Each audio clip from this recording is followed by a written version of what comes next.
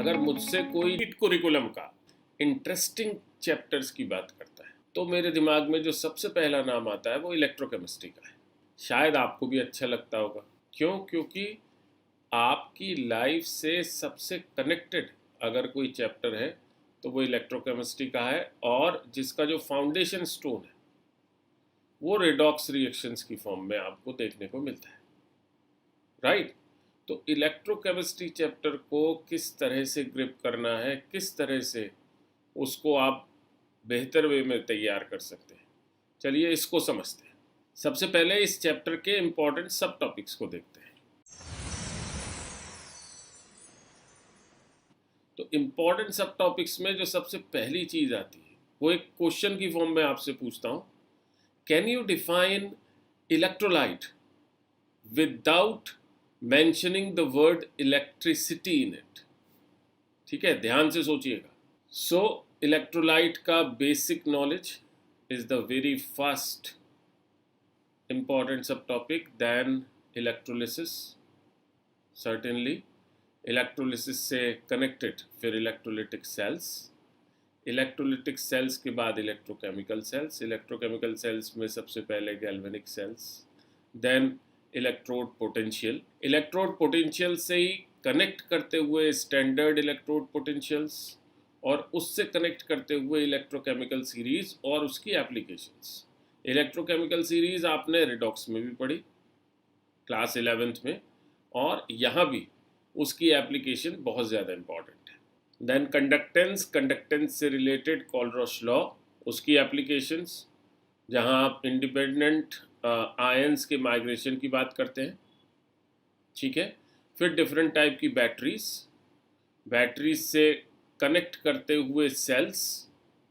ठीक है, and then last but not the least electrochemistry की एप्लीकेशंस। ये सारे के सारे टॉपिक्स आपके लिए इंपॉर्टेंट टॉपिक्स। अब ये समझने की ज़रूरत है कि जब कोई चैप्टर इंटरेस्टिंग लगता है ना हमें, तो उसके जो सब टॉपिक्स हैं वो सभी सब टॉपिक्स हमें इजी लगते हैं। बट इलेक्ट्रोकेमिस्ट्री के लिए ऐसा नहीं है। वहाँ पे डिफ़िकल्ट टॉपिक्स भी हैं, वहाँ पे इजी टॉपिक्स भी हैं। राइट? तो इजी टॉपिक्स जो आपको कंपैरेटिवली पीछे की पढ़ाई से कनेक्टेड दिखाई देंगे और इजी हैं, उसमें सबसे पहला कौन सा है? इलेक्ट्रोलिसिस। राइट? इलेक्ट्रोलिसिस में फैराडेज लॉज ऑफ इलेक्ट्रोलिसिस आप फिजिक्स में भी पढ़ चुके हैं, पढ़ते हैं, यहाँ भी पढ़ेंगे। राइट? उनके सिंपल एप्लीकेशंस, उस पर बेस्ड न्यूमेरिकल्स बड़ी आसानी से हो जाते हैं। ठीक है, next electrochemical series. Electrochemical series को जब आप स्टैंडर्ड इलेक्ट्रोड पोटेंशियल से जोड़ लेते हैं तो इसकी एप्लीकेशंस को समझने में आपको बहुत आसानी हो जाए। इसके बाद इलेक्ट्रोलिटिक सेल और इलेक्ट्रोकेमिकल सेल्स में डिफरेंस, और इन पर्टिकुलर गैल्वेनिक सेल का डिटेल्ड डिस्क्रिप्शन। राइट? ये कंपैरेटिवली इजी है बिकॉज जो इलेक्ट्रोकेमिकल सेल है इसका डिस्क्रिप्शन आपने क्लास 9-10th में भी एक बार पढ़ा, फिर 11th क्लास में रिडॉक्स में पढ़ा, तो आपको एक कंसिडरेबल आइडिया इसका होता है। राइट? अब उन टॉपिक्स की तरफ चलें जो आपको कंपैरेटिवली डिफिकल्ट लगेंगे, जिसमें सबसे पहला है नर्व्स इक्वेशन। आप में से 90% लोग ये नहीं जानते हैं कि आपकी जो नर्व होती है उस नर्व का इलेक्ट्रोड पोटेंशियल वास्तव में नर्व्स इक्वेशन से ही कैलकुलेट करते हैं। नर्व्स इक्वेशन स्पेशल टाइप की इक्वेशन है जो रियल सेंस में सिंगल आयन के मोशन के अगेंस्ट जो पोटेंशियल प्रोड्यूस होता है उसकी कैलकुलेशन में हेल्प करती है। यहाँ पर इन पर्टिकुलर इस चैप्टर में अगर बात करें तो जो इलेक्ट्रोड पोटेंशियल्स हैं वो इलेक्ट्रोड पोटेंशियल्स नर्व्स इक्वेशन के थ्रू निकाले जाते हैं। नर्व्स इक्वेशन के बाद इलेक्ट्रोड पोटेंशियल्स की कैलकुलेशन, कैलकुलेशन में रियल में इस तरह के कन्फ्यूजन्स आना, कौन सा जो इलेक्ट्रोड है वो ऑक्सीडेशन दिखा रहा है, कौन सा इलेक्ट्रोड है जो रिडक्शन पे जा रहा है, जो ओवरऑल सेल है वो वर्क करेगा या नहीं करेगा, स्पॉन्टेनिटी से उसकी कनेक्टिविटी, वो कन्फ्यूजन्स की वजह से डिफ़िकल्टी पैदा करती है। अगर उसके लिए कुछ थंब रूल आप याद कर लें तो परेशानी कम होती है। वो थंब रूल क्या है कि एनोड वास्तव में एनायन को अपनी तरफ अट्रैक्ट करता है और एनायन को अट्रैक्ट करेगा तो पॉजिटिवली चार्ज होगा। कैथोड कैटायन को अपनी तरफ अट्रैक्ट करता है और कैटायन को अट्रैक्ट करेगा तो नेगेटिवली चार्ज होगा। राइट? ये थंब रूल किसी भी तरीके के सेल में वर्क करता है, इसको आपको समझना चाहिए। ठीक है? आयन जब इलेक्ट्रोड पे पहुंचेगा, चाहे कैटायन हो चाहे एनायन हो, तो वो न्यूट्रलाइज होने की तरफ जाएगा। अगर कैटायन है तो इलेक्ट्रोड से इलेक्ट्रॉन लेगा, अगर एनायन है तो इलेक्ट्रोड को इलेक्ट्रॉन देगा। राइट? अब समझने वाली बात है कि जो इलेक्ट्रॉन लूज करने की प्रोसेस है उसको क्या कहते हैं? ऑक्सीडेशन। और जो इलेक्ट्रॉन गेन करने का प्रोसेस है उसे क्या कहते हैं? रिडक्शन। राइट? तो अब आपको ये कनेक्टिविटी हमेशा के लिए दिमाग में रखनी चाहिए कि ऑक्सीडेशन किस इलेक्ट्रोड पे होगा और रिडक्शन किस इलेक्ट्रोड पे होगा, और ये सारे सेल्स के लिए एकदम थंब रूल की तरह से काम करता है। अब इससे आगे जब हम चलते हैं तो थ्योरेटिकल चैप्टर है जो कंपैरेटिवली डिफिकल्ट होता है, क्योंकि उसमें बहुत सारी इक्वेशंस होती हैं, एंड दैट इज वो पोर्शन जो बैटरीज और सेल से रिलेटेड है। हर एक बैटरी और सेल के बारे में जो बात की हुई है, राइट, वहाँ पर हर सेल से रिलेटेड इक्वेशन होती है जो कि परेशान करती है। ठीक है? तो उसको ग्रिप करने के लिए क्या करना चाहिए? हर एक सेल को अलग नज़रिए से दिमाग में रखना चाहिए। अगर लेड बैटरी है तो लेड के अंदर ऑक्सीडेशन किसका हो रहा है, रिडक्शन किसका हो रहा है, वो दिमाग में रखना चाहिए। अगर ड्राई सेल है तो वहाँ पे कौन वर्क कर रहा है वो दिमाग में रखना चाहिए। कंसंट्रेशन सेल या फ्यूल सेल्स हैं तो किस तरह से काम कर रहे हैं। राइट?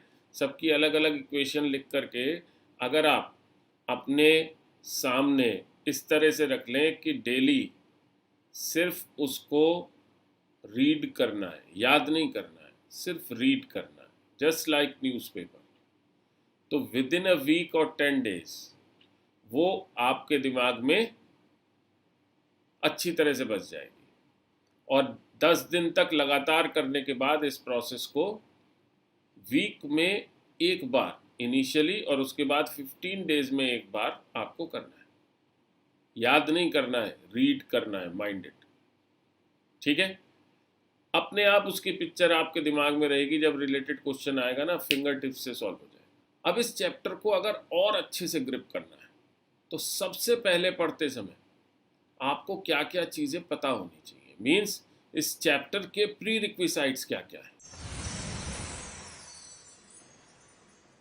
तो प्री रिक्विसाइट्स में सबसे पहले क्लास 11th का जो रिडॉक्स रिएक्शन वाला चैप्टर है वो फिंगर टिप्स पे होना चाहिए। वहीं पर इलेक्ट्रोकेमिस्ट्री का बेस भी बना दिया गया है, थोड़ा सा सेल के बारे में इंफॉर्मेशन दे दी गई है और इलेक्ट्रोकेमिकल सीरीज का आइडिया दे दिया गया है, तो वो आपकी फिंगर टिप्स पे होना चाहिए। देन सेकंड इक्विलिब्रियम वाला चैप्टर, उसका बेसिक आइडिया होना चाहिए। इन पर्टिकुलर जो केमिकल इक्विलिब्रिया और आयनिक इक्विलिब्रिया है उसका आइडिया होना चाहिए। राइट? देन थर्मोडाइनमिक्स की जो बेसिक प्रोसेसेस हैं, गिब्स फ्री एनर्जी क्या होती है, स्पॉन्टेनिटी क्या है, इसका आइडिया आपको होना चाहिए। और last but not the least, क्योंकि ये पूरा का पूरा चैप्टर आयंस के मोशन से रिलेटेड है, तो आपको अगर फिजिक्स के इलेक्ट्रोस्टैट का आइडिया नहीं है तो फिर यहाँ विजुअलाइजेशन इम्पैक्ट होता है। ठीक है? कोई मोशन है, कोई आयन है, मोशन के समय किस तरह का बिहेवियर दिखाता है। राइट? ये आपको आइडिया प्रॉपर होना चाहिए। तो अगर आपको ये बेसिक आइडियाज़ हैं तो ये चैप्टर बड़ा इंटरेस्टिंग लगेगा। जिस तरह की बातें मैं बोल रहा हूँ वैसे ही आपको यहाँ भी मज़ा आने वाला है। किसी भी चैप्टर को जब हम अच्छी तरह से ग्रिप करते हैं ना तो दो चीज़ें इंपॉर्टेंट होती हैं। एक तो हमें आइडिया होना चाहिए कि क्या क्या प्री रिक्विसाइट्स रिक्वायर्ड है, और दूसरा एनालिसिस, लास्ट ईयर्स में जो क्वेश्चंस आए हुए हैं वो कैसे आए हुए हैं। तो लास्ट 5 ईयर्स में इस पर्टिकुलर चैप्टर से नीट एग्जामिनेशन में टोटल 14 क्वेश्चंस आए। आउट ऑफ दीज 14 क्वेश्चंस एक क्वेश्चन रीसेंट ईयर मींस 2023 में आया है। दैट सिंपली मींस कि 2023 में इस पर्टिकुलर चैप्टर की जो वेटेज थी वो 4 मार्क्स की थी, राइट। 2022 में इस पर्टिकुलर चैप्टर से 3 क्वेश्चंस आए थे, मींस जो वेटेज थी वो 12 मार्क्स की थी। 2021 में 2 क्वेश्चंस आए थे, दैट मींस जो वेटेज थी वो 8 मार्क्स की थी। और वहीं 2020 और 2019, राइट, 2020 एंड 2019 में इस पर्टिकुलर चैप्टर से 4 क्वेश्चंस ईच आपको देखने को मिले थे, यानी इन दोनों ईयर्स में जो वेटेज थी वो 16 मार्क्स की थी। वेटेज फ्लक्चुएटिंग जरूर है, राइट, लेकिन एब्रप्टली इंक्रीज कर जाती है। इस पर्टिकुलर चैप्टर को बहुत अच्छे से ग्रिप करना हमारे लिए बहुत जरूरी है, राइट।